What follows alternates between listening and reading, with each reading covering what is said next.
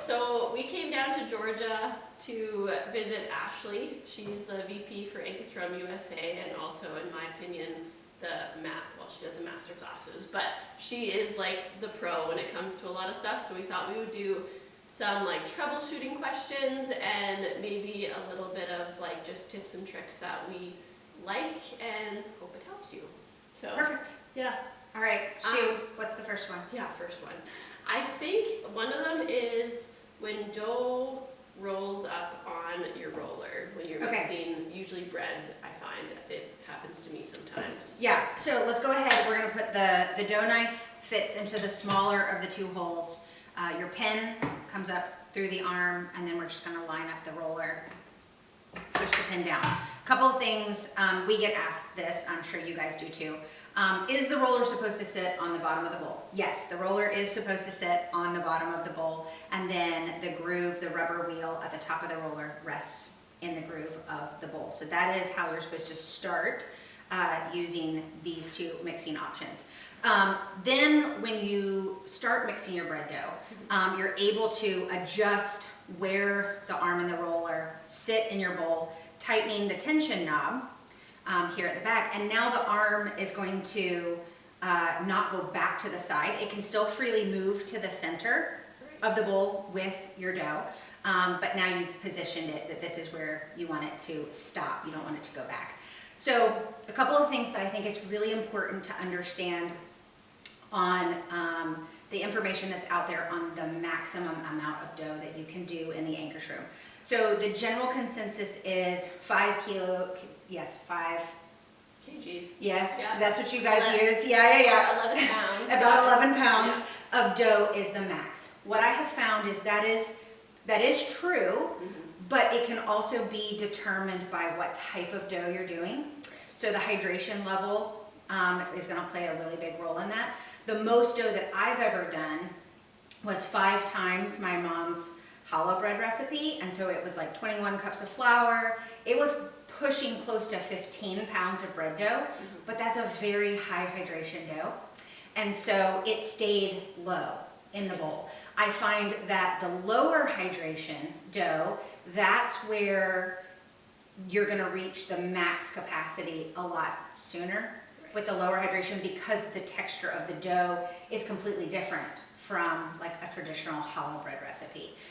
So if you have a massive amount of dough moving around, I think that once it comes together, a couple of things that you can try. Go ahead and remove the dough knife. It has done what it was supposed to do in the beginning, which is not only to somewhat scrape the side of the bowl while you're mixing, but also what it's doing is it's also forcing the ingredients back around and forcing the ingredients together, and directing the dough behind the roller as it's kneading.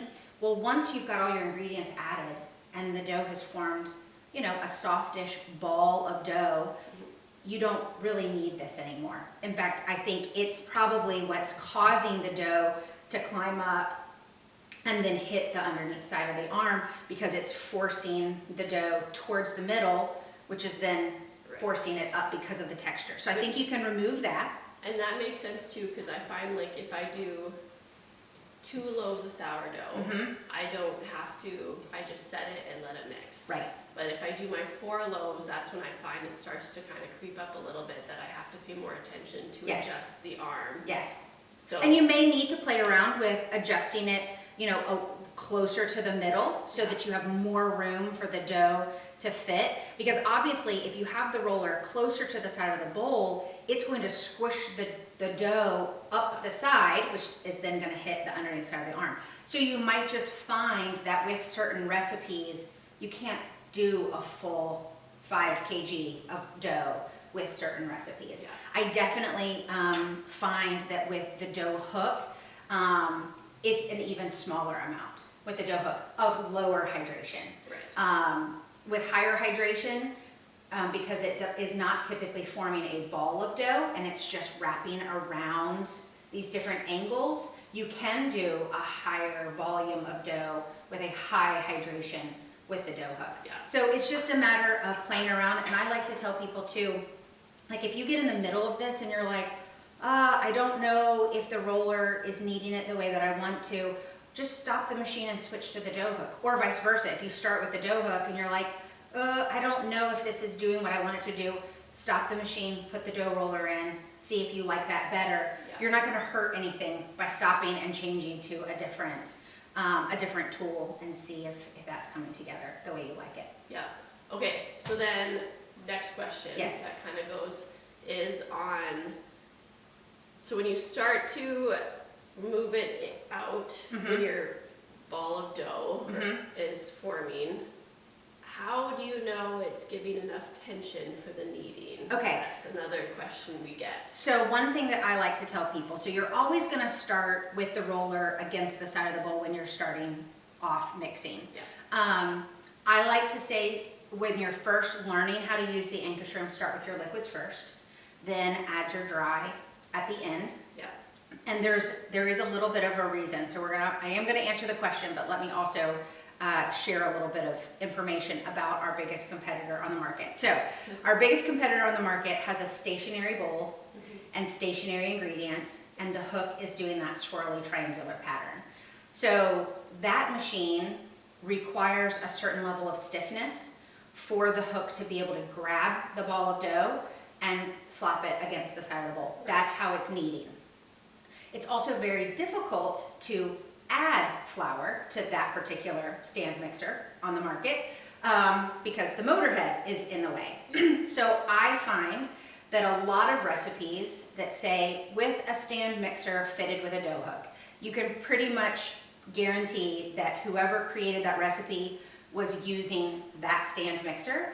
And so you have to understand that the recipe is written assuming you're going to use that stand mixer and deal with its limitations of a motor head coming over the top. So that's why a lot of those recipes have you start with the flour and add the liquid, because they know, A, it has to have all this flour because it has to be this certain texture for the hook to be able to knead. So once you understand that, and then the Ankarsrum, you have a bowl that's turning, ingredients that are turning, it's easy to add the dry ingredients. So once you understand the engineering behind that other mixer, then you have to ask yourself when you're looking at a recipe, does this recipe actually need all of this flour? Or is it because that other stand mixer needed all of that flour? Because it had to be a certain texture. So with that information in mind, if you start with the liquids on this, you might find that you don't have to use all the flour that's called for in a recipe. You can reserve a quarter of a cup, sometimes even a half a cup, depending on the volume of the recipe. You can reserve that back, and the machine itself doesn't require that certain level of stiffness to be able to knead, because it's just a different engineering setup. So if you're starting with your liquids first, roller is set against the side of the bowl. As you're mixing, start on low for sure. You're going to start on the lowest speed, and then as you start adding the flour and your dough starts becoming like a batter consistency, if you left the arm and the roller sitting here, it's going to squish the dough up the side and out the top. Don't want to do that. Yeah. So you're going to start with just adjusting it slightly away from the side as you continue adding flour. Then, as you're getting close to all of the flour being added to your recipe, if any ingredients are hanging out in the middle, you can easily move the arm and the roller back and forth to pick those up. You can even use the dough knife. You can move it back and forth to act as a stirrer. Totally fine, you're not hurting anything. If you're doing pasta dough, or you're doing a recipe that has, that you put whole eggs in, you can even, and you're like, if you've ever chased an egg around the bowl trying to get it to burst with the roller, you can actually take this out, stab the eggs a couple of times to break them up, put the dough knife back in. You're not hurting anything by doing that. So we're adding our flour, the dough's getting thicker, and then what you're going to do is it's really going to be dependent on how much dough you're doing and the hydration level of dough. But what you're looking for is you're looking for the arm and the roller to be close enough to the side that it's putting gentle pressure on the dough. But you don't want it so close that it's squishing the dough up and out. And if it's a little bit of a lower hydration dough and the dough has formed a nice soft ball, you also don't want your arm violently moving back and forth. It's designed to be able to move gently with the dough, but you don't want it violently moving back and forth. Now, we live in the South, we're in the state of Georgia, and when I travel and I teach classes, especially to more northern parts of the country, they get a really big kick about this very southern word that we use called wompin'. You can whomp a can of biscuits on the counter to bust them open, but you do not want your Ankarsrum arm whomping back and forth. So there's your southern word for the day, whomping. But you do not want your arm banging back and forth, because that's what's going to cause the machine to walk on the counter. The only way the machine will ever move on your counter is if you are mixing at too high of a speed, and you have the arm placed too close to the side that the dough is now violently making it move back and forth. So I tell people, if you think of the speed control knob like a clock, 12 o'clock is the slowest speed. With the dough roller, you're really never going to need higher than a 3, maybe a 4 o'clock speed. And the lower the hydration, which is more of a ball of dough, the lower the speed. Because then on that lower speed, you can allow the arm to gently move back and forth with the dough. With no womping. With no womping, exactly. But yeah, what you're looking for is you're looking for close enough to the side that it's putting gentle pressure, but not so close that it's making your arm bang back and forth. But if we get videos all the time from customers that say that their bread dough is not kneading properly, and when they send us the video, they've got the arm set in the middle of the bowl and the dough has formed a donut around it. It's okay if the dough has formed a donut around it as long as the dough is touching the side of the bowl. So it doesn't have to form a ball. It can be here and it can be a donut around it as long as it's touching the side. Because the way the roller and the scraper works, just like that other stand mixer on the market is grabbing the ball of dough and slapping it against the side, the engineering behind this is that the scraper is scraping the dough, the roller is rolling it against the side of the bowl, and it's scraping and it's rolling and it's mimicking that hand kneading. Yeah.